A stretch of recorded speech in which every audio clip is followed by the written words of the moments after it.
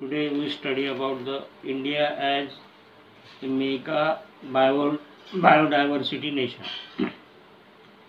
Geological events in the landmass of India have provided conditions for high level of biological diversity.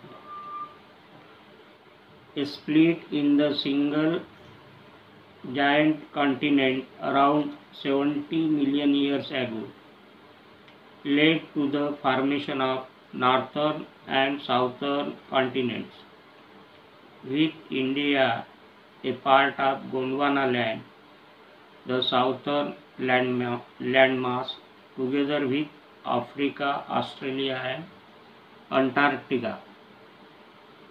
Later, tectonic movements shifted India northward across the equator to join the northern Eurasian continent.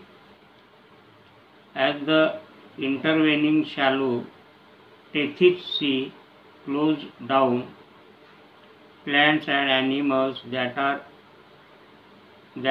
had evolved both in Europe and in the Far East migrated into India before the formation of Himalaya.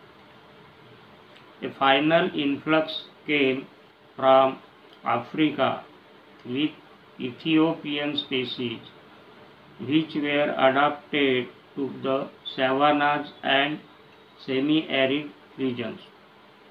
Thus, India's special geographical position between three distinctive centers of biological evolution and radiation of species is responsible for our rich and varied biodiversity. Among the biologically rich nations, India stands among the top 10 or 15 countries for its great varieties of plants and animals, many of which are not found elsewhere. India has 350 different mammals, 1200 species of birds, and 453 species of reptiles, and 45,000 plant species, of which most are angiosperms. These include especially high species diversity of ferns, 1022 species, and orchids, 1082 species. India has 50,000 known species of insects, including 13,000 butterflies and moths. It is estimated that 18% of Indian plants are endemic to the country and not found elsewhere in the world. Among the plant species, the flowering plants have a much higher degree of endemism. A third of these are not found elsewhere in the world. Among amphibians found in India, 62% are unique to this country. Among lizards, of the 153 species recorded, 50% are endemic. High endemism has also been recorded for various groups of insects, marine worms, centipedes, mayflies, and freshwater sponges. The eastern Himalaya form a humid region having high monsoon rainfall, milder temperature, and less snowfall.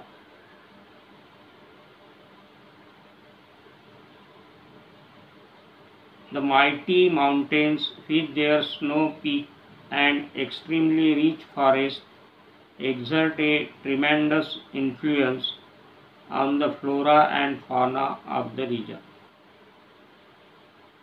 Arunachal Pradesh is a land of mighty rocks and luxuriant forests, gentle streams, and raging torrents. It presents a breathtaking spectacle of nature in her glory, beauty of gorgeous and galaxy of ethnic people make the area as one of the best in the world.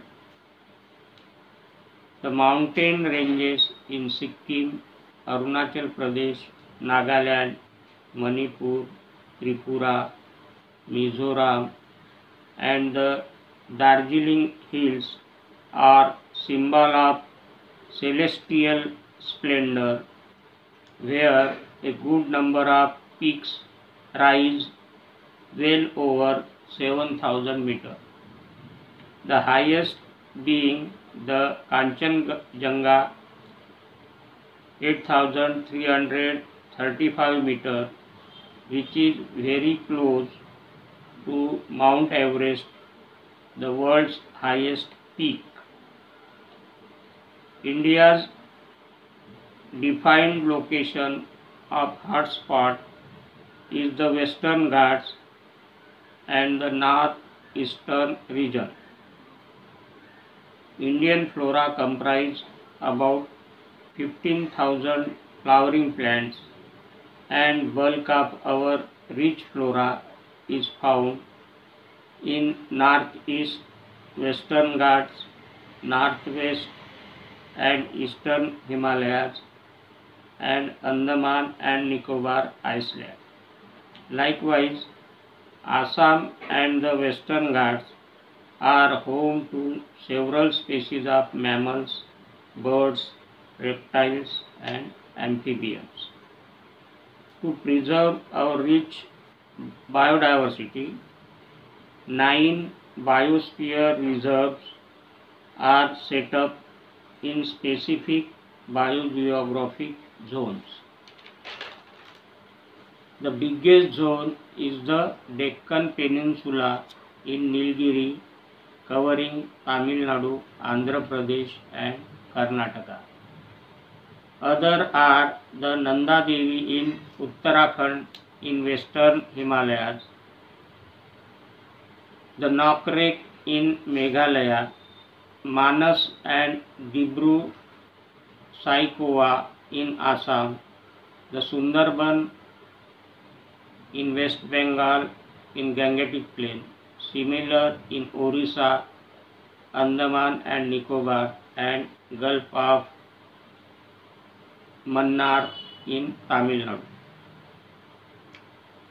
As one of the oldest and largest agricultural societies, India has also a striking variety of at least 166 species of crop plants and 320 species of wild relatives of cultivated crops.